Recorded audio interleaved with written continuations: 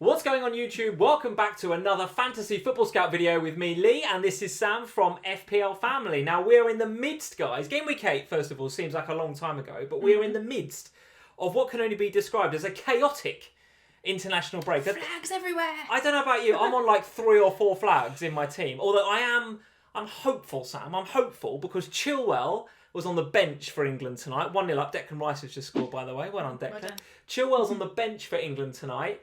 Robbo starts, I think, for Scotland. Happy about that? Not particularly, no. Would rather him not be playing that game, given Scotland already through, and the defensive crisis that's going on at my club at the moment. So I'm kind of hopeful that 1 or 2 of those flags will just sort themselves out. I mean, touch wood. I feel like so far I'm kind of getting away with it because I've got the same Chilwell flag, but you know, seems to be okay. Trained for England is on the bench, and otherwise I've just got Salah, who knows what's going on in the world of Salah at the moment. A positive test for Salah today. Who knows Keep your what's going on eyes, there? guys, on those press conferences. Those press conferences are going to be absolutely crucial. But at the minute, coming I feel into like next weekend, just having 2 flags, it's probably touch okay. wood, feels like I'm in an okay position. I get away with it, guys. Well, welcome back to another points predictor video. So we've got Game Week 9 on the horizon. It feels like a long time ago, like I said, Game Week 8. But tell us the results, Sam, from the Lee versus Sam points prediction for Game Week 8. I'm currently 6-2 down, guys. I need a result. Yeah. So how did it go? 6-2 at the end of Game Week 7. So going into Game Week 8, you desperately needed a win. Yes. Just to recap, if you have forgotten, because it was such a long time ago. How can it be 6-2 going after because 7 we had games? a draw. Oh, we had a draw. Yes, okay. We did have a draw, yes. I had the under 10%. You had the differentials, yes, okay. And Lee had the overs. So, and now, actually, credit to us both here. This was our best scoring week that we've ever had. Was it? It was a good scoring week for FPL, though, wasn't it? I mean, pretty good. Don't say that. What? This is like, we've done well for a change in this video. Don't say everyone's done well. It was a high scoring game week, I felt, but go on then. All right then. Yeah, so I had the differential. So I had Creswell, who got 6 points. Actually, could have had a lot more, actually, Yeah. Creswell. I mean, I'll take that 6-pointer with his clean sheet. You're right, could have had more. Was a bit disappointed that he was on for the bonus points as well, of course, until Fabianski scored that Panenka penalty. Saved the penalty from Lookman, yeah. God, forgotten about that. That was hilarious. How could you forget about that? That's absolutely hilarious. I was just looking at XG underachievers for last game week, and I was like, Lookman, but oh yeah, Lookman, yeah, well done, yeah. So 6 points for Creswell, happily take that. I had Ziyech as my midfielder of choice for Game Week 8. So 11 points for him, 2 assists and 3 bonus points. This is not going well for me, okay, fantastic. Yes. And then it was the battle between your FPL team and my Sam versus Lee team, because I picked Shay Adams, who you decided to bench in that game week. I did. And the Maestro did indeed, as I predicted, stand up and be counted in the absence of Danny Ings with a goal and a bonus point and 7 points. So 24 points for me in Game Week 8, which I'll definitely take. For you, with the overs, you had Ben Chilwell, who obviously got a goal and some bonus points for Chelsea. So that also unlucky not to get more, Chilwell. Yeah, so 8-pointer for him, which was obviously a good way to start. Unfortunately, you did pick the wrong Spurs boy. I did tell you to go with Harry Kane, I'm just saying. I know. You had Son, who blanked in the game week, which I don't think My any of captain us... as well that game week. I mean, I did tell you to captain Kane as well, but... You know, who's counting?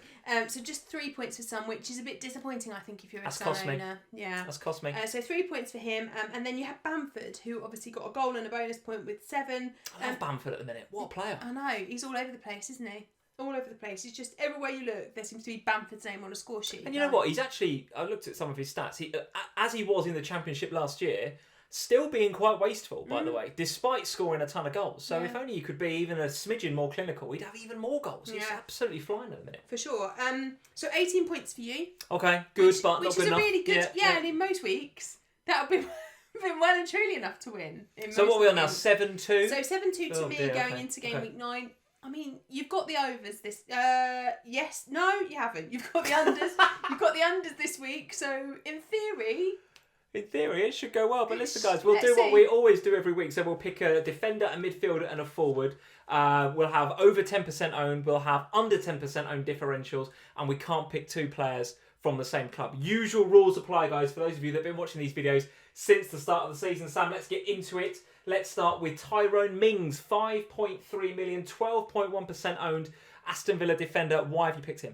Well, if you're looking for, and I don't think you have, but if you're looking for an under 10%er that's a differential, then I would be looking no further than Matt Target at Aston Villa. I think the Aston Villa defence is, for the most part, looking really good. So if you look at Mings so far this season, he's got 2 goals, an assist and 4 clean sheets. Also got bonus points in 3 of those games. That makes 5 returns in 7 game weeks for him, because obviously Aston Villa didn't play in game week 1, so it has only played those 7 game weeks. So he's looking really, really strong. I think for me, he has the fixtures coming up to back him as a good asset. Now, Brighton haven't exactly been setting the world on fire in terms of goals scored. Morpay can't hit a barn door, can he? I mean, I was trying to be nice, but yes, you're right. He's honestly, I was listening to Az on the Scoutcast. Shout out to Az and the guys on the Scoutcast. If you've not listened to that this week, go check out the video on the Fantasy Football Scout channel. And even Az, who's a die-hard Brighton fan, was just like, yeah, I don't know what's up with Morpay. He's just shot of confidence, and he's just not at the races. Yeah, and that couple of weeks ago where he got dropped, and then he was back, but not really back. And I think he sort of drifted left because he didn't play Trossard in the previous game. I wonder if Trossard coming back might actually benefit him. And I think they should switch to two up front with Morpay and Connolly. But anyway, that's by the by. You're right, they're struggling for goals. But they're struggling for goals. And I think Aston Villa have been really solid. Like I say, they've got 4 clean sheets already so far this season. There's definitely attacking potential from Mings as well, because we've seen the goals and the assists already. And obviously, because of that attacking returns and clean sheet potential, there's also the potential for bonus points with him. So I think he could be a really nice pick this week. As I say, if you want to go for a differential version, then look at Matt Target. But I think Tyrone Mings offers kind of the best of both worlds. Very good. All right, well, I'm going to pick a 0.6% differential. I'm going for Patrick Van Aanholt. Now, actually, if you look at the Crystal Palace fixtures, obviously it's Burnley away this weekend, as it says on the screen there, but then it's Newcastle at home, West Brom away, so the fixtures for the next 3 look pretty good for Palace. Now, Mitchell's done a reasonable job there, hasn't he, deputising for Patrick Van Aanholt, but I don't think any of us were under any illusions. I don't think that Patrick Van Aanholt was going to be first choice at left back when he came back and he was free from injury. So I had a look at some of the expected goal involvement. I know you love a bit of XG, Sam, expected goal involvement. And actually for defenders over the last 2 game weeks, Patrick Van Aanholt is top 0.85. He's above Creswell, Lamptey, Cancelo and Chilwell. So 0.85 is best among defenders over the last 2 game weeks. So there you go. He's showing all the right ingredients for FPL points, right? And at a game like Burnley, now Burnley we know in the past have been very difficult to break down, and historically you think, well, Sean Dyche has got them well drilled. Don't think you can say that so much about them this season. No. I don't think they're quite the team that they have been in the past, and particularly going forward they're struggling for goals as well. So Patrick Van Aanholt against a shot-shy Burnley looks like it could be a clean sheet, and if he's expected to be in the goals and in the FPL points as well, then you might get points at both ends of the pitch. Yeah, I think so. And I think he's a really nice pick from a defensive viewpoint, because with Mitchell still likely to be out, there's no real rotation risk there at the moment. And there's always attacking potential from PVA. He was actually really unlucky not to get some in the last game week. Yeah. And Burnley just have nothing about them going forward. Like struggling, aren't they? Ashley Barnes and Chris Wood they haven't had that. Normally they're great, cheap FPL assets that you can kind of bank on for just getting the odd goal here or there as cheap strikers. But we're not seeing that at all this year. I think a clean sheet, definitely, I'm going to jinx it now, but I can't see anything other than a Crystal Palace clean sheet in that game. I really can't. Yeah, I must admit, I'm looking to get money out of my defence to invest in my midfield. And Liverpool Robertson down to Patrick Van Aanholt or Cancelo looks like it might be on the cards. There we go. Patrick Van Aanholt, 0.6% owned is key. I mean, there's differential. And then there's this guy. No one's got this guy, 0.6%. A guy that a lot of us do have, of course, is Mr. Bruno Fernandes, 10.6 million, 25.4% owned. So there we go. An obvious and easy pick. Or is he? Against a deep-lying, defensive-minded West Brom who took that approach in that Spurs game and nearly got something out of it, you know. So could they frustrate Man United in the same way? They could. They could. I don't think they will. I think Man United will learn a lot from that Spurs game, and I suspect that with the likes of Bruno Fernandes, the way he is and his motivation personally at the moment, I suspect that he'll try and do what he's been doing away from home so far this season. So he has returned a double-digit haul in every single match away from Old Trafford. So it's weird far that, this isn't year. it? Yeah, and but this is at home, right? It is, at Old Trafford. So he's only got the 1 goal at home so far this season, and that was the penalty against Spurs. So even then, from open play, we've seen nothing so far from Bruno Fernandes at home. But this is not a stat that can continue. This is Man United. They don't go whole seasons not winning a game at home, and they certainly won't go without scoring goals. So I suspect that a change is on the cards. When you have a little look at West Brom, they are top for goals conceded this season, joint top with Fulham. So there's going to be opportunities for the likes of Fernandes. They're also West Brom the third in terms of when you rank for handballs conceded. They rank third. Oh, okay. And so when you're looking at penalties, which obviously we know that Fernandes is taking them, there's a good opportunity there for him to get some penalty returns against West Brom as well. So I think it's a good opportunity for him to build on what we saw from him in game week 9, where he absolutely ran the show and ran riot.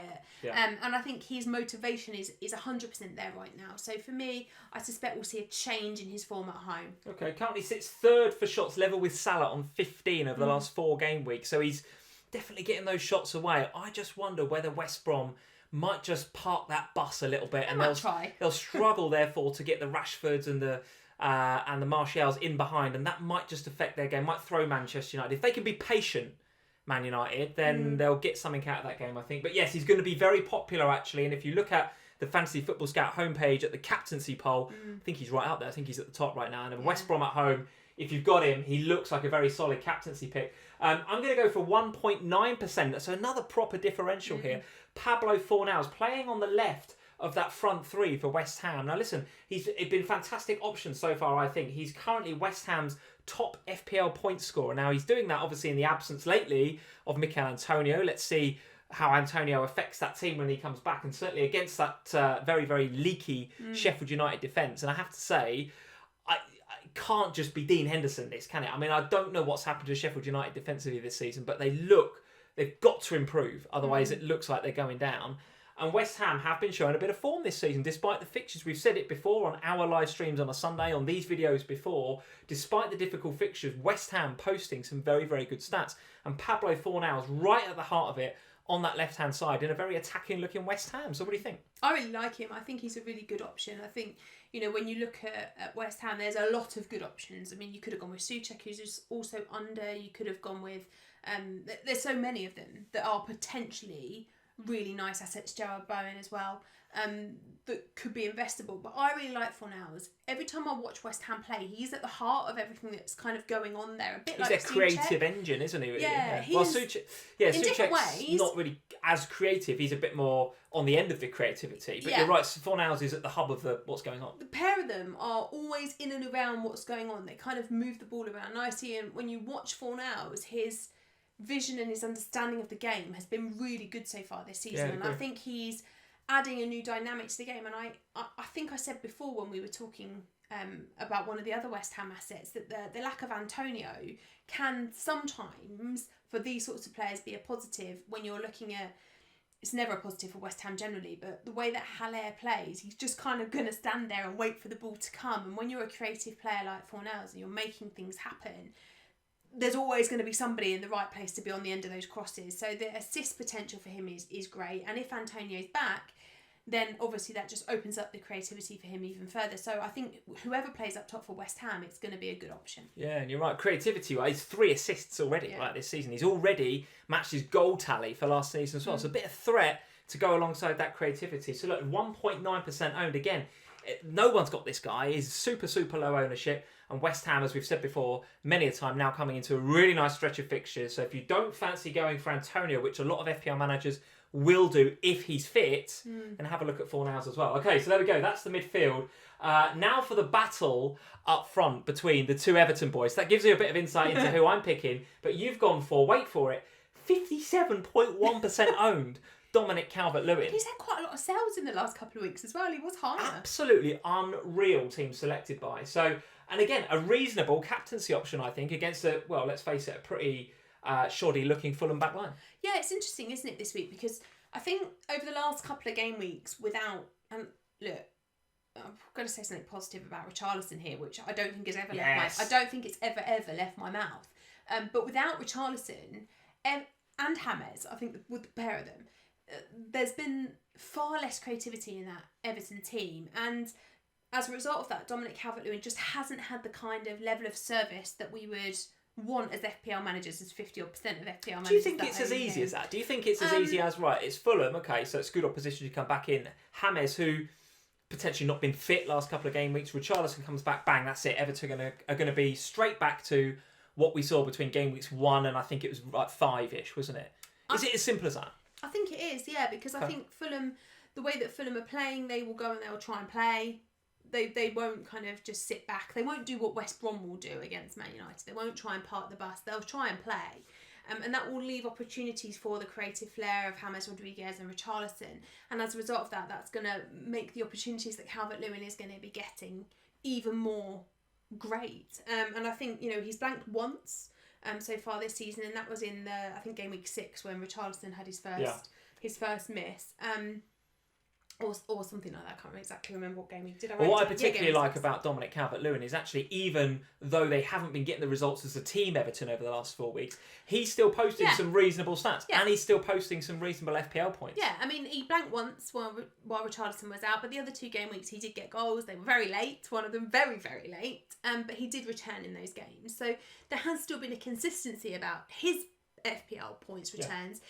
Even if they haven't been the high levels that we've been seeing in the past. But I suspect that what we'll see with the return of just the Everton side generally, with James back, with Richarlison back, also Digne back as well, as we start to see those important players come back for Everton in this game week, I suspect what we'll see is a bolstering of the way that they're playing, and therefore an improvement in Dominic Calvert-Lewin's FPL output. Interesting. Okay, well, if you're a Fantasy Football Scout member, you can head over to the members area, have a look at some of the defensive stats, and one of the columns on defensive stats in the members area is headed shots conceded, or headed chances conceded. Top of the shop, joint top of the shop with Burnley, by the way, Fulham. They concede a lot of headed attempts. Over the last 4 game weeks, they've conceded 14 headed attempts. Now, listen, we know all about Dominic Calvert-Lewin and the coaching he's getting from Duncan Ferguson at the moment, and that he is banging them in left, right and centre aerially. So I am expecting, in fact, I would be shocked if he didn't return some points against that Fulham defence. And like I said earlier when I was talking about West Brom, Fulham are top with them for goals conceded so far. So absolutely not great, Fulham fans, I'm afraid, defensively. Sorry. I'm going to go for the man returning from suspension, largely to wind you up, because I know that you got no love whatsoever for Richarlison, but my feeling on this guy, praise. I know, but it was reluctant, wasn't it? Even it was then, very it was kind of like praise. you really didn't want to do it. But no. I feel like his return is, as you said, going to be absolutely vital for Everton. If you look at Everton's next 3 fixtures in particular, you've got to be looking at those. Ancelotti's got to be looking at those thinking, I've got to attack those 3 and I want to get 9 points. He is going to make all the difference, I think, coming back into that team. We've just mentioned it before in terms of the creativity, the guile, that pace in behind. I found, particularly when I was watching the Everton-Manchester United match, where the Bruno masterclass, if you like, when they went away to Goodison Park, Everton were really easy to play against. They were very one-dimensional, very flat, because there was just no pace. No pace whatsoever. There was all industry and, I don't know, technical ability in the middle of the park there with Doucouré and Allen and a kind of half-fit James Rodriguez, but they didn't move the ball quickly enough. Yeah. One thing I like about Richarlison, he's not afraid to commit defenders, which against Manchester United fullbacks is a good thing. And he's not afraid to take them on and move that ball quickly. And Dominic Calvert-Lewin benefits from that when he's up alongside him. So what do you think? 3.9% owned in actually, I think, exactly the same price as Dominic Calvert-Lewin right now. If you how much Dominic Calvert-Lewin's gone up. Absolutely. And well, how they've both gone in different directions. If you were a wild card right now, clean slate, would you consider Richarlison? No, that's a stupid question. Absolutely not. Because I think what I think Richarlison does, and it's something that I will give him credit for, and it's something that I hadn't noticed until this suspension, is I think he makes Dominic Calvert-Lewin a better FPL asset.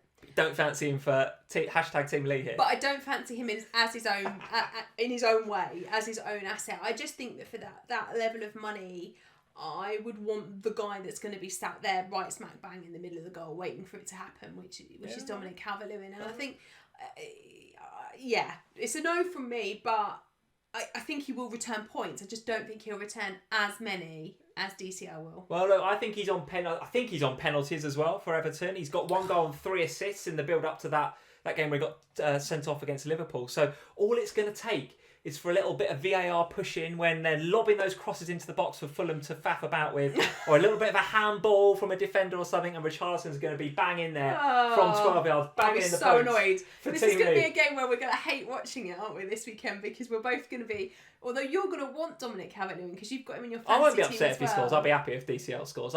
I would like him to return to form, despite being a Liverpool fan, because I'd like some points, please. I'm just sitting outside the top million right now in overall rank in FPL, and I had a good game week last week, but it needs to go better. I need to pull a few wins together, a few decent game weeks together. I pulled my lead a little bit more away from you, You had a phenomenal game week last week. Remind us of your points from last week. 90 something? 90 with Ollie Watkins on the bench. 90 with Ollie Watkins on the bench, guys. There's a score for you to beat in game week 9. Guys, hope you enjoyed the video. If you're new to Fantasy Football Scout, hit that subscribe button and the little notify bell so you know when there's new videos coming onto the YouTube channel. That's it from us. Good luck in game week 9. Leave us a like before you go. Get in the comments and let us know whether you like Team Lee or Team Sam this week for the win. I desperately need it, so I need some hashtag Team Lee love in the comments below, guys, and we'll see you next week. Bye, guys.